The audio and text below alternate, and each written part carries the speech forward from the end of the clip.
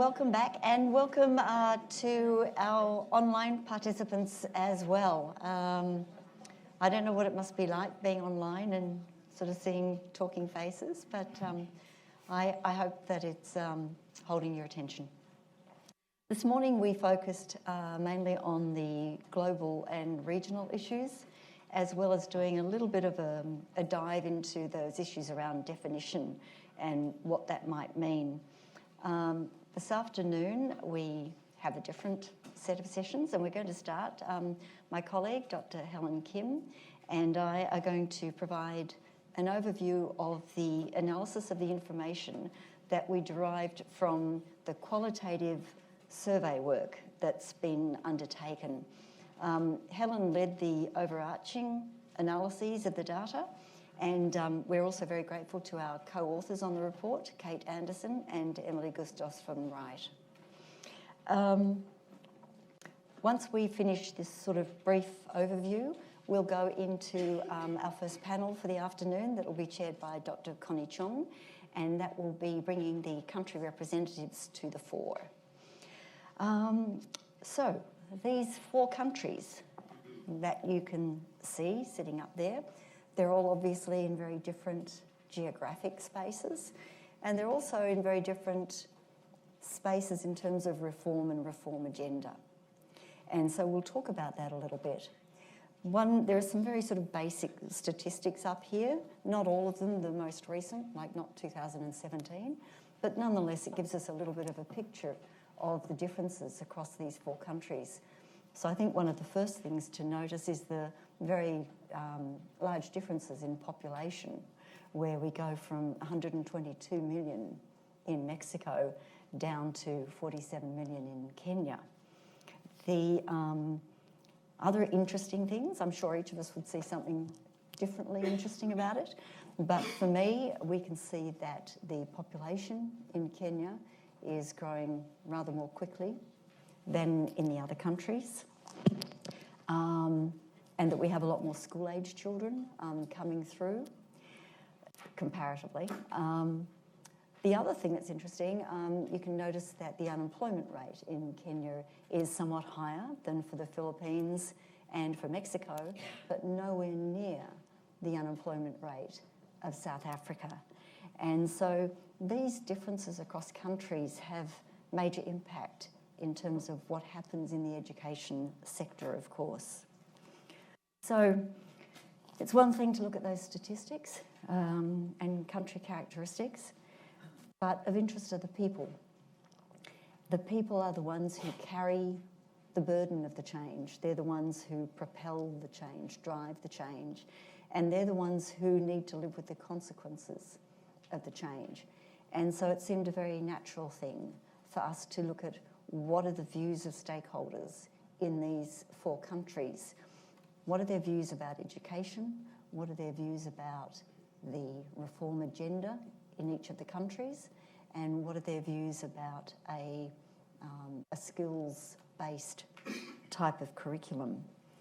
And so in each country, there were interviews and focus groups carried out.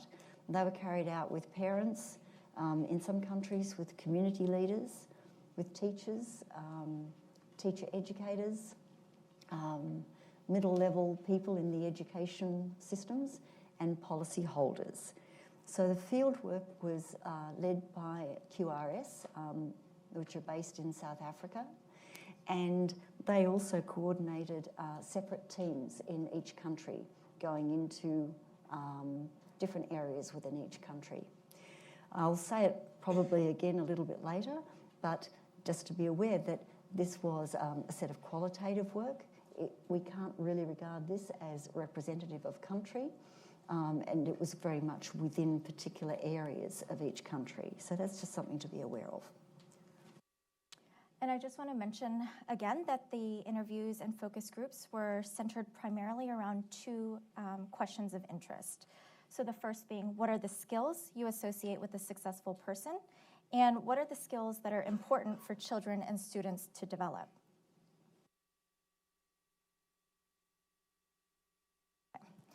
So 5 main themes emerged across the 4 countries, and these have to do with consensus on the important skills, a distinction between skills and success, the differences in perceptions and attitudes depending on proximity to the learner, the role of context, and some of the challenges and issues faced by countries. And I want to note here that these themes are not entirely distinct from each other.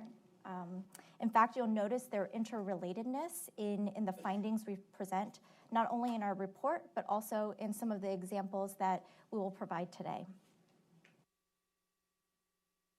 So to begin, our data indicate that there is consensus on the importance of breath. All 4 countries agree that it is really important to develop a broad range of skills in their students in order for them to succeed and thrive in today's society. Countries identified a wide range of skills, including collaboration, communication, problem solving, social and interpersonal skills, and so forth and so on.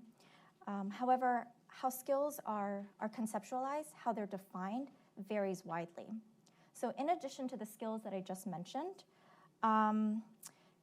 stakeholders in all 4 countries are identifying having good morals and values, being resilient, being a positive role model as important skills.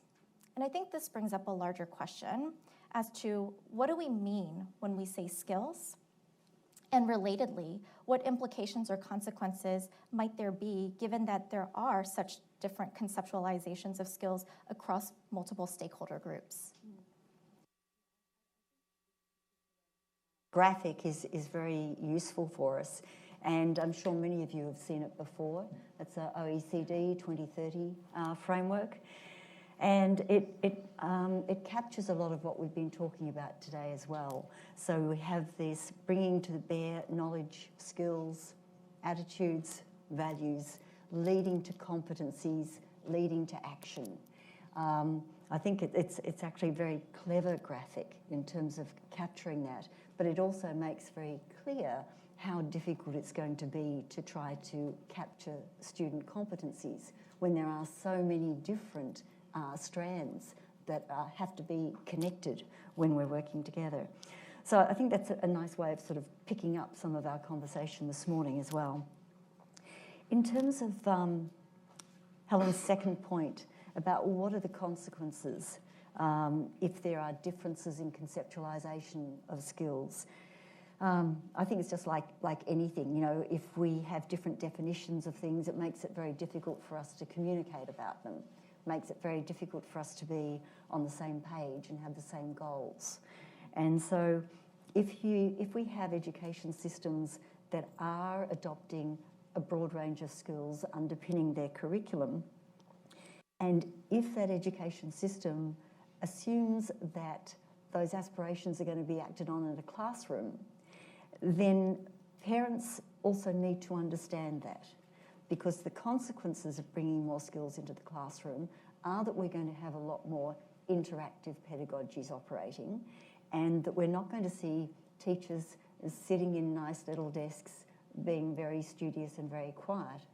And so, you know, if you just think about your own children coming home and saying, oh, well, you know, we talked in groups all day and we solved problems, or we solved puzzles.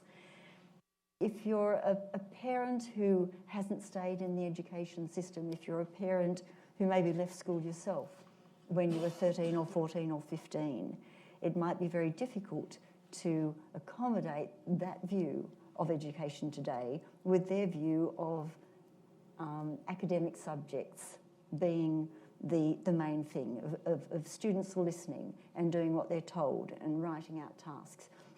So it's very important that we have the parents on the same page as the education system if the parents are both are going to support their students in what's happening in the school. So one of the main findings that Helen mentioned before is that what we found from the views of the stakeholders across the countries is that the skills that they identified as relevant to success, whatever that might mean, are not the same as the skills that appear to be highly valued within or for the learner. There was overlap. I mean, there's no doubt that there's overlap between these two things. But overall, we find workforce and societal characteristics are associated much more with success.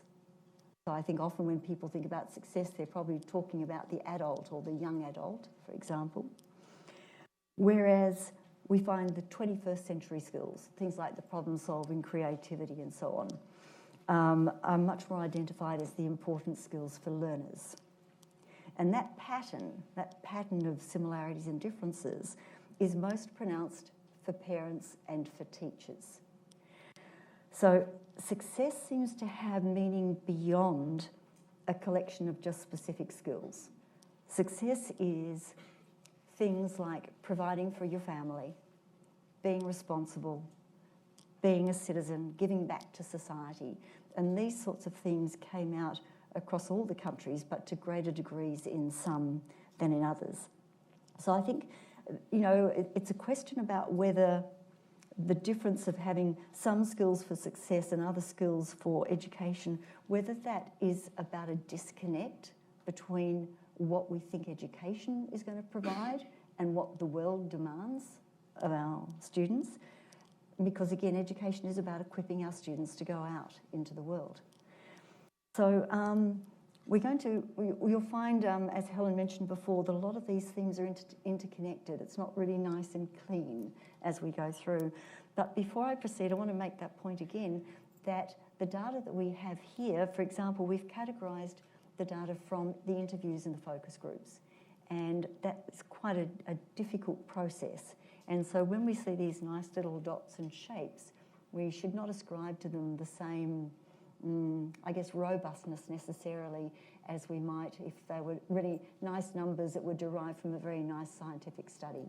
So we're capturing a picture of the countries.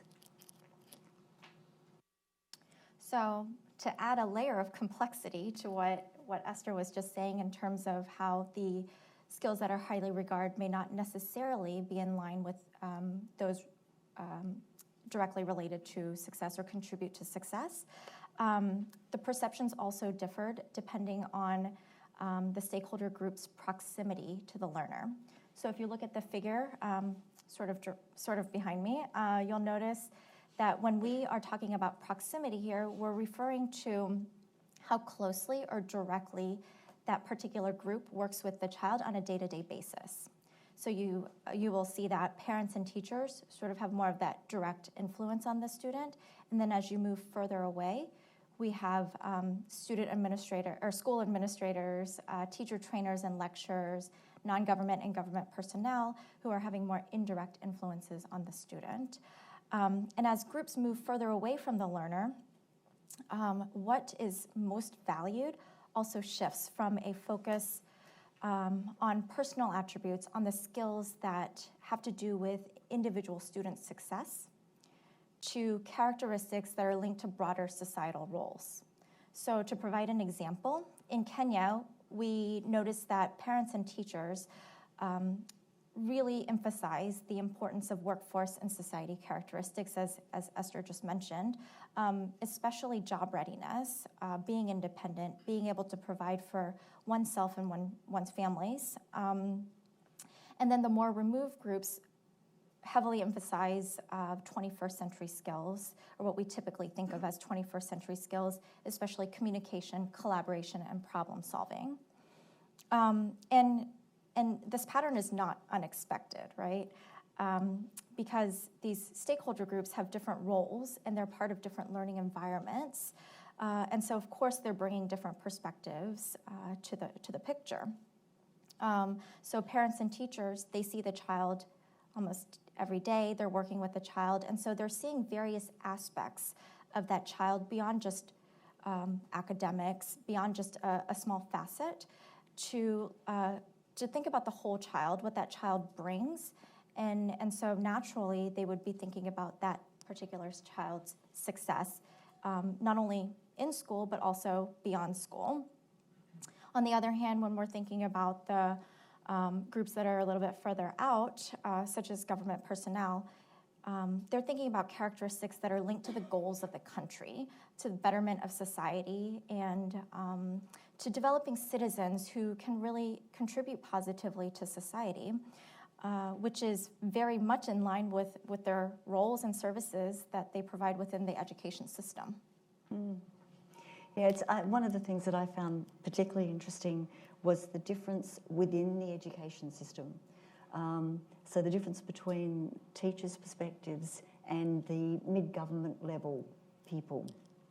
And a question then arises, are even within an education system, are the different parts of that system operating in different silos? And if they are, why would that be the case? So there's a couple of points about this. One is that differences can occur due to assumptions at policy level that information sifts down. That, for example, if a department or a ministry issues a memo, that it's going to go right through the system, that it is going to penetrate through the regions, the provinces, down to school leadership and down to teachers. And I guess one of the things I would do is question whether that in fact happens. And if we think back to the NECMAP study that Ramya was talking about earlier today in the Asia Pacific, in that last study around assessment of transversal competencies, when we asked very similar questions of top-level policy people in education versus the middle-level education bureaucracy and the school leaders and then the teachers about what resources were available and what training was available, we got very different answers. So, I'm sure this happens in any large bureaucracy, and if we think about any of these countries, their education bureaucracy is often the largest bureaucracy there is in the country. So there's a great deal of potential for information not getting everywhere that it needs to get. And particularly when we're dealing with a reform that is still, it's a little bit vague, a little bit nebulous, then there's even more opportunity for not everybody to get the same information. So that was one point. And the other point is going to Helen's comment about proximity. And I think it's one of the things we first picked up in the data, these differences across the stakeholder group according to their removal or remoteness from the recipient, the user of the information. And this is about the focus that each of us has on our own work. And so if you think about middle-level policy people, their focus is on inputs. What do they have to provide to the system to make sure that the system is going to operate okay? Whereas if we think about the teacher is thinking, I'm going to walk into that classroom in a few minutes, and what is it that I'm going to teach to these students? How am I going to cope with these students? So a very different focus. And that also might have some implications then for these very, very different perspectives that we get within levels, within education bureaucracies. So those differences between teachers and other education system personnel, we see these differences across countries, right? Across all 4 countries. But naturally, the countries differ in many other ways. And one of the, second big pickups that we had was around how the context of the country dictates a lot of its priorities and what is happening in the education space in the country. So, for example, we'll take the Philippines. In the Philippines, as in many countries, education is highly valued and teachers are highly valued. Being highly valued, of course, doesn't mean that people are well paid, and this is also something we know globally. Valuing teachers is not the same as giving them great conditions. So if we put that aside for the moment, notwithstanding, in the Philippines, the teachers are very highly valued. Parents also value academic skills, but they also value the sorts of family values, citizen values that Helen talked about. Sufficiency, providing for your family. So in 2013, when the Philippines brought in their most recent reform, which later on Dr. Bustos will talk about, there were many aspects for that reform, but one of the aspects was to increase the number of years in the basic education sector. So up until 2013, the Philippines basically had a 10-year system, and the education reform in 2013 brought in another 2 years, years 11 and 12, to make the country at a level similar to other countries through Asia and Asia Pacific. So notwithstanding that there are many reasonable drivers of that big change, a big structural change, the immediate consequences for families is not necessarily positive. Right? We're talking about a country here where I don't know the absolute accurate percentage, but something like 30% of the gross domestic product is around small to middle enterprise, family businesses. And family businesses employ often their own. They employ their own children and their relatives. So as soon as we have an education system saying, well, it's really going to be better for your children to stay in education for 2 more years, this has an immediate repercussion for family. It has a repercussion for their socioeconomic health. Although they might understand that in the longer term there are going to be benefits for all, in the short term there are some immediate issues. And so we see some of that coming out in the stakeholder views, right? And so in every country we'll find that particular context has some implications. Yeah? Yeah. So similar to Philippines, we also, context plays a critical role in South Africa. Across all stakeholders, there really is strong emphasis on workforce and society characteristics. Again and again, that comes up very frequently, especially job readiness, technical and vocational skills, and citizenship. And as Esther mentioned earlier, South Africa has a high rate of unemployment, and this is especially pronounced for those ages 15 to 24 years old. And so making sure that students are well prepared for the workforce is of great importance, and this idea permeates through stakeholders' perceptions and attitudes about skills. In addition, stakeholders in South Africa often brought up desires of equity, inclusion, diversity, which closely mirrors the country's goals of addressing apartheid's legacy of inequity, and really understanding that in order for the country to meet its goals, it's not something that can be achieved by a single individual, but really takes collective effort where all citizens are contributing positively to society.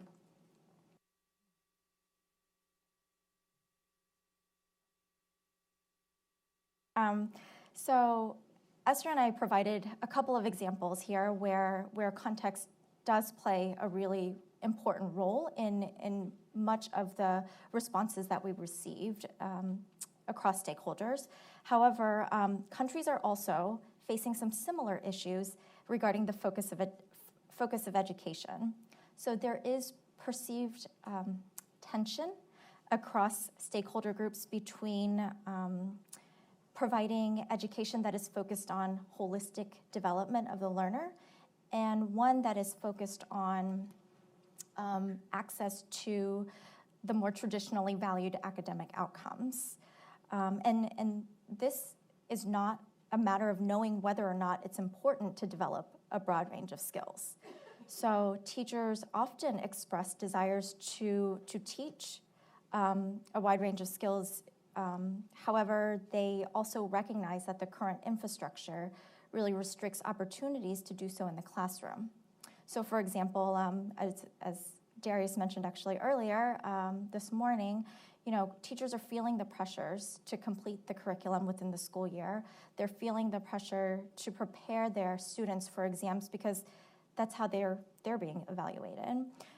So even though teachers value student-centered approaches, they really understand the importance of involving the learner in their own learning process. realistically, lecture-style teaching seems to be the most efficient way of teaching within the confines of the current system. Yeah, so what we have here is a focus on tensions, that shifting the focus is going to cause tensions, and is. We've already talked about parents being required to value new directions in education. We have teachers, and I'm sure that's at the forefront of many people's minds, where teachers will recognise the need for new areas of expertise, but may themselves feel inadequate or not well prepared to teach the sorts of skills we're talking about. And if we read the global literature, we find, of course, that this is particularly in the case of ICT, that many teachers feel that their students have way surpassed them in that particular area. So that skill is sort of one that is right up there. But it's equally true of many of the other skills that we're talking about, that if we have teachers who have been trained in a particular discipline area, how do we help them make that transition to be much more explicit about how they can use those discipline areas to promote and enhance the skills in their students? And of course, there are tensions around assessment, and we see a very good sort of example of old style assessment up here, where we have a group of either grade 1 or prep students who are being rated, to minute extents. And so the tension in us moving an assessment culture away from ranking tables to use of assessment as a phenomenon for good is one of the big challenges that we see here. So to conclude, through this research project, we have examined the attitudes and perceptions of key stakeholders regarding the importance of skills. However, identifying the particular sets of skills that children need to succeed is not enough. And we heard over and over again this morning that it's no longer about the what, it's now about the how, and we really need in-depth understanding about how these skills develop. How do we teach them so that they can be applied to new and different situations? And having had the privilege of working with the 4 countries, even to a limited extent, provides a way forward for sharing. And we want to really reiterate that the idea here is to learn from each other, to learn what's going on in these other countries, because we are all facing similar challenges regarding the development of skills. So we want to thank you all for in advance for reading our report or our executive summary. And as we conclude, I want to invite up Connie Chung, who will moderate the next panel, and also the panelists to come forward. Connie Chung is the Associate Director of the Global Education Innovation Initiative at the Harvard Graduate School of Education. She conducts research about civic, global citizenship, and 21st century education. Among publications of particular interest for the topic we are discussing today is her co-edited book called Teaching and Learning for the 21st Century, Educational Goals, Policies, and Curricula from 6 Nations. And we are very, very grateful to have Connie chair the country panel. So thank you.